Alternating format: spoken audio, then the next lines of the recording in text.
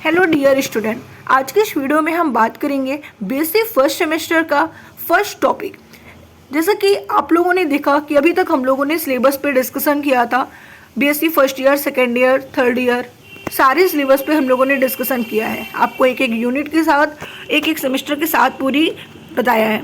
अब हम लोग बात करेंगे बीएससी फर्स्ट सेमेस्टर जूलॉजी का पहला टॉपिक यूनिट फर्स्ट का, जिसमें प्लाज्मा मेम्ब्रेन। तो एक एक कर सारे टॉपिक आपको कवर कराए जाएंगे। बहुत सारे स्टूडेंट की क्वेरी थी कि मैम क्लासेस कब से स्टार्ट होगी, तो भाई आपको बता दिया जाए कि आपकी जो क्लासेस है वो 11 जुलाई से स्टार्ट हो चुकी है। अभी क्लासेस को कंटिन्यू बनाए रखने के लिए आपका थोड़ा सा सपोर्ट चाहिए, जिसमें से आप चैनल को सब्सक्राइब करके मुझे वीडियो लाइक करके कमेंट करके ज़रूर बताइएगा कि आपकी क्लासेस कैसे चल रही है और आप और क्या डिमांड कर रहे हैं। मैं उसी के अकॉर्डिंग आपकी क्लासेस को लगाऊंगी। तो चलिए स्टार्ट करते हैं, टाइम को ज़्यादा ना लेते हुए, क्योंकि आपकी क्लासेस ये बहुत ही ज़्यादा इंपॉर्टेंट है और मैं आपको एकदम बेसिक लेवल से हाई लेवल तक पढ़ाऊंगी। एकदम स्टार्टिंग से पढ़ाऊंगी जिससे कि आपको समझ में आ जाए, क्योंकि बीएससी का जो सिलेबस है आपका वो इंटर बेस है। इंटर में अगर आपने अच्छे से पढ़ा हुआ है बायोलॉजी, तो ये समझ लीजिए कि आपके लिए बेसिक सेमेस्टर का जो टॉपिक है वो बहुत ही इजी है। लेकिन अगर आपने अच्छे से नहीं भी पढ़ा है तो मैं आपको उस लेवल से पढ़ाऊंगी जिससे कि आपको समझने में आसानी हो। चलिए तो बात करते हैं सबसे पहले सेल मेम्ब्रेन की। सेल मेम्ब्रेन होता क्या है? देखिए, सेल मेम्ब्रेन को हम हिंदी में कोशिका झिल्ली कहते हैं। सेल मेम्ब्रेन को प्लाज्मा मेम्ब्रेन के नाम से भी जाना जाता है। सेल मेम्ब्रेन बोले तो कोशिका झिल्ली, प्लाज्मा मेम्ब्रेन बोले तो प्लाज्मा झिल्ली। ठीक है, याद रखना है, सेल मेम्ब्रेन ही प्लाज्मा झिल्ली होता है। अब यहाँ पर सवाल ये उठता है कि प्लाज्मा झिल्ली है क्या? प्लाज्मा झिल्ली एक कवरिंग है। कवरिंग का मतलब जैसे आपके घरों में अगर बाउंड्री ना हो, ऊपर बाउंड्री ना होनी या फिर चारों ओर बाउंड्री ना हो, तो आप सेफ नहीं रह सकते। वैसे ही हमारी सेल भी, अगर हमारे सेल्स में सेल मेम्ब्रेन ना हो तो वो सेफ नहीं रह सकता। तो कहने का मतलब ये है कि सेल को प्रोटेक्शन देने का काम, सेफ देने का काम हमारी कोशिका झिल्ली यानी कि सेल मेम्ब्रेन करती है। तो कोशिका झिल्ली सेल को प्रोटेक्शन देने का काम करती है, उसको मेंटेन रखने का काम करती है कि भाई कोई भी प्रॉब्लम ना हो। जैसे कि हम घर में रहते हैं तो घर से पानी ना आए, पानी ना चुए, हवा बाहर से ना आए हमारे डायरेक्टली ऊपर, तो इसलिए हम एक बाउंड्री बनवा देते हैं ऊपर से, साइड से, जिससे कि हमें प्रॉब्लम ना हो। अगर बाउंड्री ना हो तो हम भीग जाएंगे बारिश में, तो इसीलिए वो होना ज़रूरी होता है। वैसे ही सेल के लिए सेल मेम्ब्रेन भी होना बहुत ज़रूरी होता है। सेल मेम्ब्रेन होता कहाँ पर है? सेल मेम्ब्रेन कोशिका के चारों ओर के आवरण में होता है। अब यहाँ पर आता है कि हम बताएंगे कि सेल मेम्ब्रेन कहाँ होता है, तो ध्यान से देखिएगा। सेल मेम्ब्रेन की अगर हम बात करते हैं तो यहाँ पर आप देख रहे हैं ये कोशिका है और ये कोशिका की सेल मेम्ब्रेन है, यानी कि जो इसकी आउटर लेयर है, कोशिका की आउटर लेयर ही क्या कहलाती है? सेल मेम्ब्रेन कहलाती है। ठीक है, लेकिन आपको बताना क्या है ना? यहाँ पर सवाल ये उठता है, जरा ध्यान से समझिएगा। The boundary of the cytoplasm or the outermost covering of the cell that separate the content of the cell from external environment is called the plasma membrane। ठीक है, यानी कि the boundary of the cytoplasm, cytoplasm की boundary. ठीक है, ये भाई देखा आपने, यहाँ पर देखा कि साइटोप्लाज्म, ये जो लिक्विड सा फ्लूइड भरा हुआ है स्काई ब्लू कलर का, ठीक है, ये आपके साइटोप्लाज्म है। तो साइटोप्लाज्म के चारों ओर, ठीक है, साइटोप्लाज्म के चारों ओर आउटर मोस्ट कवरिंग होती है। ठीक है, जो सेपरेट करती है किसको? एक्सटर्नल एनवायरनमेंट से, जिसे हम क्या कहते हैं? प्लाज्मा मेम्ब्रेन कहते हैं या फिर सेल मेम्ब्रेन कहते हैं। Doubt clear? In animal cell it is the outermost covering, यानी कि आपके जो सेल्स होते हैं वो 2 टाइप्स के होते हैं, प्लांट सेल्स होते हैं, एनिमल सेल्स होते हैं। तो एनिमल सेल्स जो होते हैं आपके, वो आउटर मोस्ट कवरिंग होती है। ठीक है, आउटर मोस्ट कवरिंग होती है। लेकिन वहीं पर प्लांट सेल की अगर बात आती है तो प्लांट सेल्स में जो सेल मेम्ब्रेन होता है वो इनसाइड सेल्स होते हैं, यानी कि आउटर मोस्ट ना होकर इनसाइड होता है। Doubt clear? ठीक है, तो आपको ये बात ध्यान रखनी है कि सेल मेम्ब्रेन सभी कोशिका में प्रेजेंट होता है, लेकिन अगर किसी प्लांट सेल्स की बात हम करते हैं तो वो इनसाइड होगा, और अगर हम किसी एनिमल सेल्स की बात करते हैं तो वो आउटसाइड होगा।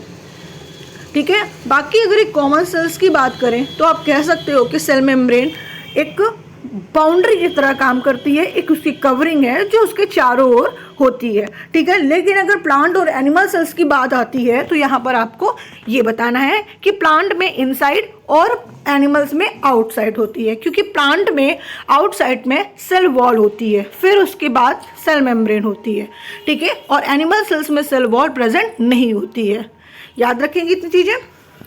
उसके बाद हम यहाँ पर बात करते हैं cell membrane is present in both plant and animal cells. Plant cells और एनिमल सेल्स दोनों में सेल मेम्ब्रेन प्रेजेंट होता है, ठीक है, and compost of lipid, protein and carbohydrates. यानी कि आपकी जो सेल्स होती, जो मेम्ब्रेन होती है वो लिपिड, प्रोटीन और कार्बोहाइड्रेट से मिलकर बनी होती है। याद रखिएगा, बहुत ही इंपॉर्टेंट है, लिपिड इसमें 20 से 40% आपका लिपिड होता है, ठीक है, और प्रोटीन की यदि बात करते हैं तो प्रोटीन भी 60 से 80%, ठीक है, कितना परसेंट भाई, 60 से 80% आपका क्या होता है यहाँ पे, 1 मिनट, 60 से 80% आपका प्रोटीन होता है, ठीक है। और कार्बोहाइड्रेट की बात करें हम तो कार्बोहाइड्रेट भी आपका 2 से 10% कार्बोहाइड्रेट प्रेजेंट होता है। तो तीनों मिलाकर लिपिड, प्रोटीन, कार्बोहाइड्रेट मिलाकर एक सेल मेम्ब्रेन बनता है।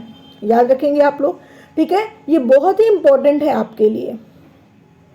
ओके, अब देखिए ये जो स्ट्रक्चर आपको दिख रहा है, ठीक है, ये सेल मेम्ब्रेन का स्ट्रक्चर है। इस स्ट्रक्चर को हम क्या बोलते हैं, डेनियल एंड, हाँ उसको छोड़ कर दी, ठीक है। इस स्ट्रक्चर जो बना हुआ है, अब इस स्ट्रक्चर की खोज किसने की थी, यानी सेल मेम्ब्रेन की खोज किसने की थी, तो सेल मेम्ब्रेन की जो खोज की थी, ठीक है, वो डॉल्सन 1935 में, यानी कि डेनिली, हाँ डॉल्सन, ठीक है, डॉल्सन ने 1935 में इस सेल मेम्ब्रेन की खोज की थी, ठीक है। अच्छा, उसके अलावा देखिए सेल मेम्ब्रेन की भी कई सारी लेयर होती हैं, जैसे कि outer layer, middle layer, inner layer. यहाँ पे आप देख रहे हैं ये वाली जो लेयर होती है ये आउटर लेयर होती है, और ये वाली लेयर इनर होती है, और जो बीच वाली लेयर आपको दिख रही है ना, इस लेयर को हम कहते हैं मिडिल लेयर। तो आउटर लेयर जो होती है वो आउटर लेयर, 1 मिनट में बता रही हूँ आपको, 1 मिनट, देखिए जो आपकी आउटर लेयर होगी, ठीक है, जो आपकी आउटर लेयर होगी, ये वाली लेयर वो किससे मिलकर बनी होगी, प्रोटीन से, ठीक है। याद रखेंगे, ये आपकी प्रोटीन से मिलकर बनी होगी, ठीक है। मिडिल लेयर आपकी फास्फोलिपिड और कोलेस्ट्रॉल से मिलकर बनी होगी, जो आपकी बीच वाली लेयर होगी। इनर लेयर की बात करते हैं तो भाई ये भी आपकी प्रोटीन से मिलकर बनी होती है, ठीक है। याद रखिएगा, इसकी टोटल लेंथ कितनी होती है या इसकी मोटाई कितनी होती है, ठीक है, तो आपको बताना है इसकी जो मोटाई होती है वो 75 एंगस्ट्रॉन्ग होती है। कितनी होती है भाई, 75 एंगस्ट्रॉन्ग होती है इसकी मोटाई, ठीक है। अच्छा, अब इतनी बात समझ में तो आ गई, लेकिन वहीं पर अगर आपसे पूछा जाए कि आरबीसी यानी रेड ब्लड सेल्स, ये भी एक सेल्स है, इसमें भी मेम्ब्रेन प्रेजेंट होते हैं, तो उस टाइम पर इसकी मेम्ब्रेन की मोटाई क्या होती होगी, तो आपको बताना है 215 एंगस्ट्रॉन्ग, 250 एंगस्ट्रॉन्ग होती है आरबीसी की सेल मेम्ब्रेन में। ओके, याद रखिएगा इतनी चीज़ें। अब देखिए यहाँ पर अब हम बात कर रहे हैं कुछ इंपॉर्टेंट पॉइंट की। इंपॉर्टेंट पॉइंट आपके लिए क्या है, देखिए ध्यान से समझिएगा। देखिए इंपॉर्टेंट पॉइंट आपके लिए ये है कि आपकी जो सेल मेम्ब्रेन होती है वो प्रोकैरियोटिक सेल्स और यूकैरियोटिक सेल्स दोनों में प्रेजेंट होती है, ठीक है। यूकैरियोटिक और प्रोकैरियोटिक्स दोनों में प्रेजेंट होती हैं। याद रखिएगा, काफ़ी इंपॉर्टेंट है ये चीज़ें, और ये कम्युनिकेशन एंड ट्रांसपोर्टेशन के लिए प्रोटेक्ट करती है, ठीक है। चलिए अब आगे बढ़ते हैं फंक्शन ऑफ प्लाज्मा मेम्ब्रेन में। फंक्शन ऑफ प्लाज्मा मेम्ब्रेन में आए उससे पहले हम लोग और भी थोड़ी सी चीज़ें जान लेते हैं। यहाँ पर दिया हुआ है a plasma membrane enclose every types of cell both prokaryotic and eukaryotic cells, ठीक है। यानी कि एक प्लाज्मा झिल्ली या सेल मेम्ब्रेन या प्लाज्मा मेम्ब्रेन प्रोकैरियोटिक और यूकैरियोटिक दोनों टाइप्स के कोशिकाओं में या सेल्स में प्रेजेंट होती हैं। It physically separate the cytoplasm, यानी कि साइटोप्लाज्म के फिजिकली रूप्स को अलग करती हैं, ठीक है। Then it physically separate the cytoplasm from the surrounding cellular environment, यानी कि साइटोप्लाज्म के, ठीक है, साइटोप्लाज्म के आसपास के जितने भी सेलुलर इन्वायरमेंट हैं, ठीक है, उनको अलग करने का काम करती है क्या? Cell membrane. Cell membrane is ultra then elastic living dynamic and selective transport, ठीक है, यानी कि सेल मेम्ब्रेन जो होती है वो काफ़ी पतली इलास्टिक होती है, लिविंग यानी कि जीवित कोशिका होती है, जीवित होती है, और साथ ही साथ आपकी डायनेमिक यानी कि गतिशील, गतिशील होती है, ट्रांसपोर्ट, ठीक है, यानी कि परिवहन करती है, ठीक है। It is a fuelled mosaic assembly of molecules of lipid, phospholipid and cholesterol, protein and carbohydrate, यानी कि आपका जो प्लाज्मा मेम्ब्रेन है, मैंने पहले बताया कि ये phospholipid, cholesterol, protein and carbohydrate से मिलकर बना होता है, या आप कह सकते हो इनका, इन अणुओं का एक संयोजन है। ये फास्फोलिपिड और कोलेस्ट्रॉल, प्रोटीन, कार्बोहाइड्रेट के अणुओं का एक मोज़ेक संयोजन है, ठीक है। उसके अलावा plasma membrane control the entry of nutrient and exist of waste product and generate difference in iron concentration between the interior and exterior of the cell, यानी कि यहाँ पे कह रहा है कि plasma membrane control the entry of nutrient, कि plasma membrane जो न्यूट्रिएंट में इंटर करते हैं और एग्जिट ऑफ वेस्ट प्रोडक्ट, मतलब कि अपशिष्ट जो मटेरियल हैं, अपशिष्ट जो उत्पाद हैं, जनरेट डिफरेंस इन आयरन, यानी कि उनके अस्तित्व को क्या करते हैं? नियंत्रित करते हैं, ठीक है। और साथ ही between the interior and exterior of the cell, यानी कि कोशिका के आंतरिक और बाहर, मतलब इंटीरियर और एक्सटीरियर, ठीक है, हिस्से की, मतलब कि उनके बीच में या हिस्से के बीच में क्या करते हैं? लौ सांद्रता में अंतर उत्पन्न करते हैं, मतलब उन दोनों में डिफरेंट सेपरेट करने का काम करते हैं, डिफरेंट मतलब करते हैं, ठीक है, between the interior and exterior of the cell. आगे कहता है कि the cell of bacteria and plant have the plasma membrane between of the cell wall and the cytoplasm for the without cell wall, for example mycoplasm and animal cell, यानी कि bacteria और plant cells में cell wall, ठीक है, यहाँ पे कह रहा है कि बैक्टीरिया और प्लांट सेल्स में सेल मेम्ब्रेन, ठीक है, साइटोप्लाज्म के बीच में, सॉरी सेल वॉल साइटोप्लाज्म के बीच में सेल मेम्ब्रेन होती है, लेकिन सेल वॉल जो होती है वो एनिमल्स में नहीं होती है, मतलब बिल्कुल नहीं होती है, जैसे कि माइकोप्लाज्मा और पशु कोशिकाओं यानी कि एनिमल सेल्स के लिए प्लाज्मा झिल्ली कोशिका झिल्ली की सतह बनाने का काम करती है, ठीक है। यहाँ पर कुछ बात समझ में आई आप लोगों को? नहीं समझ में, ध्यान से समझिएगा। यहाँ पे कह रहा है कि the cell of bacteria and plant have the plasma membrane, यानी कि बैक्टीरिया और पौधों की कोशिकाओं में कोशिका भित्ति और साइटोप्लाज्म के बीच में प्लाज्मा झिल्ली होती है। हम यहाँ पे बात कर रहे हैं बैक्टीरिया और प्लांट सेल्स की बात, कि प्लांट सेल्स में कोशिका भित्ति होती है और साइटोप्लाज्म के बीच में कोशिका झिल्ली होती है, लेकिन एनिमल सेल्स में ऐसा नहीं होता है। और वही कोशिका भित्ति जो होती है वो कोशिका भित्ति रहित होती है, किसमें? माइकोप्लाज्मा और एनिमल सेल्स में, यानी कि बैक्टीरिया और प्लांट सेल्स में आपकी सेल वॉल होती है, ठीक है, उसके अकॉर्डिंग माइकोप्लाज्मा और एनिमल सेल्स में जो आपकी सेल वॉल होती है वो कहाँ पे होती है वो आपको दिखाना चाहता है। बात क्लियर हुई? ठीक है, कि बैक्टीरिया और पौधों की कोशिकाओं में कोशिका भित्ति साइटोप्लाज्म के बीच में प्लाज्मा झिल्ली होती है, लेकिन कोशिका भित्ति रहित होती है, और कोशिका भित्ति रहित कोशिकाओं जैसे माइकोप्लाज्मा और एनिमल सेल्स यानी पशु कोशिका के लिए प्लाज्मा झिल्ली कोशिका की सतह को बनाने का काम करती है, यानी कि उसकी आउटर मोस्ट पे होती है। ओके, नेक्स्ट है आपका the plasma membrane is also called cytoplasmic membrane, यानी कि प्लाज्मा मेम्ब्रेन या प्लाज्मा मेम्ब्रेन को साइटोप्लाज्मिक झिल्ली या फिर सेल मेम्ब्रेन, प्लाज्मा मेम्ब्रेन, या कोशिका झिल्ली या प्लाज्मा लेम्मा की भी कहा जाता है। यानी कि हम प्लाज्मा झिल्ली को साइटोप्लाज्मिक झिल्ली भी कह सकते हैं, क्योंकि साइटोप्लाज्मिक झिल्ली के चारों ओर होता है, और या हम प्लाज्मा लेम्मा भी इसे कह सकते हैं। तो आपसे कई तरह के भी क्वेश्चंस पूछे जा सकते हैं। आपको ये पॉइंट अलग से मिल गया कि प्लाज्मा झिल्ली को, प्लाज्मा मेम्ब्रेन को हम प्लाज्मा लेम्मा या साइटोप्लाज्मिक मेम्ब्रेन भी कह सकते हैं। Okay, term cell membrane was coined by Naegeli and C. Kramer in 1885। यानी कि कोशिका झिल्ली का वर्ड 1885 में सी नेगली ने दिया था और सी कैमर द्वारा इसे आगे बढ़ाया गया था, या बोला इसकी खोज की थी। ठीक है, उसके अलावा दिया यहाँ पे द टर्म प्लाज्मा लेम्मा, यानी कि प्लाज्मा लेम्मा शब्द किसने दिया था? तो JKU ने। ठीक है, किसने दिया था भाई? JKU ने प्लाज्मा लेम्मा 1931 में ये नाम सेल मेम्ब्रेन को दिया था।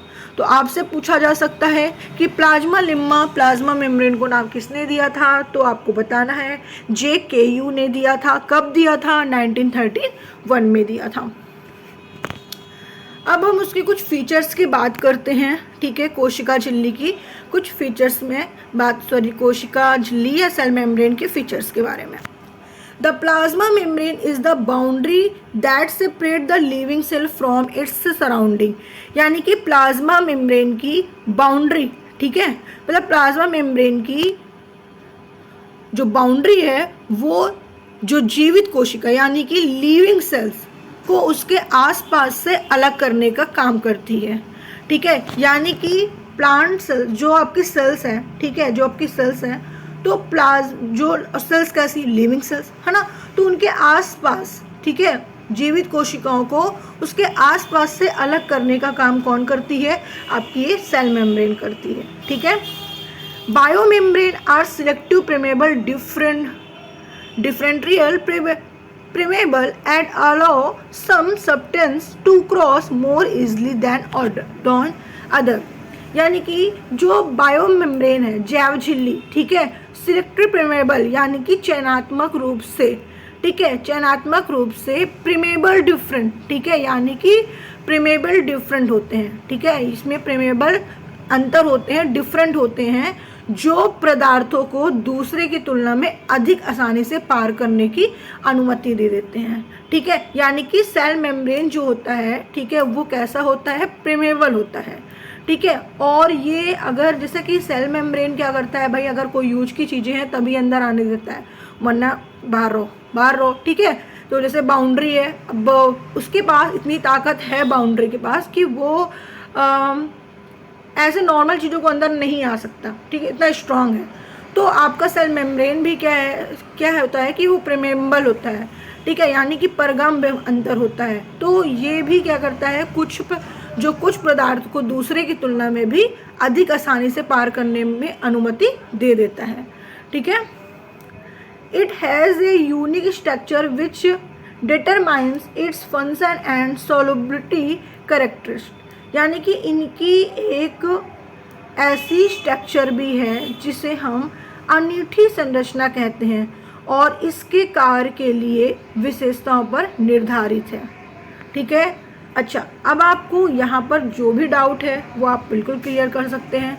सेल मेम्ब्रेन जितना भी आपका आ सकता था, आएगा, जहाँ से पूछा जा सकता है, ठीक है, मैंने आपको एक एक चीज़ें बताई हैं। ठीक है, और आई होप कि आपको सेल मेम्ब्रेन बहुत ही अच्छे से समझ में भी आ गया होगा। इससे ज़्यादा आपको बहुत ज़्यादा जानने की ज़रूरत नहीं है, मैंने आपको एक एक चीज़ें बताई है। आगे हम सेल मेम्ब्रेन्स के और भी चीज़ें के बारे में जानेंगे। उससे पहले मैं आपसे इतना ही बोलूँगी कि आपको अगर क्लासेस अच्छी लगी हैं तो हमें कमेंट करके सपोर्ट ज़रूर करिएगा, क्योंकि आपके कमेंट से हमें काफ़ी सपोर्ट मिलेगा और हमें ये आइडिया लगेगा कि आप हमारे क्लास से संतुष्ट हैं और हमें इस क्लास को आगे बढ़ानी चाहिए।